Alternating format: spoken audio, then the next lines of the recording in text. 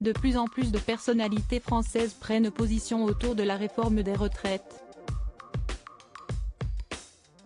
Le projet de loi, adopté à l'Assemblée nationale avec un 49.3 lundi 20 mars, fait l'objet d'un vif rejet d'une grande partie de la population, rassemblée dans les rues depuis plusieurs nuits.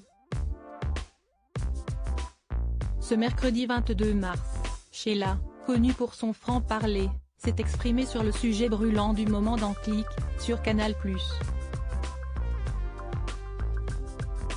Face à Mouloud Achour, la chanteuse de 77 ans, qui a débuté sa carrière au début des années 1960, a livré sa recette pour enchaîner les concerts. « Je fais du sport, je me lève tôt, je suis du matin », a-t-elle d'abord confié.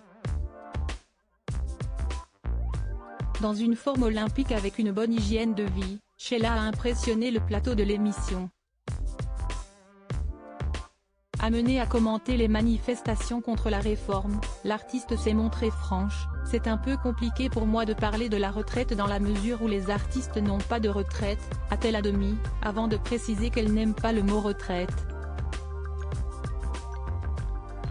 Et d'expliquer que, pour elle, l'arrêt du travail ferait prendre un coup de vieux terrible.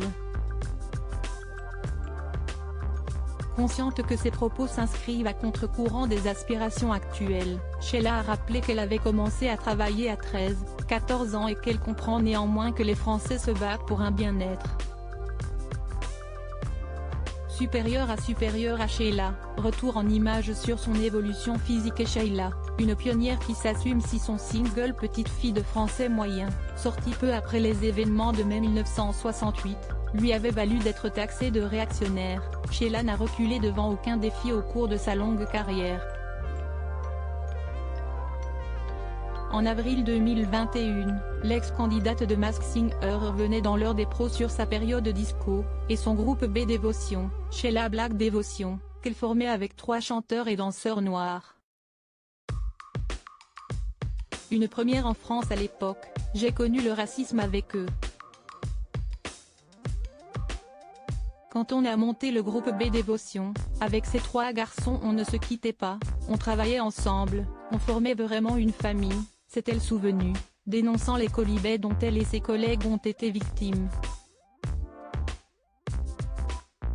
Des critiques qui n'aura pas empêché le succès du groupe, et l'artiste de poursuivre sa carrière. Article écrit en collaboration avec 6 médias. Crédit photo, capture d'écran, Canal+.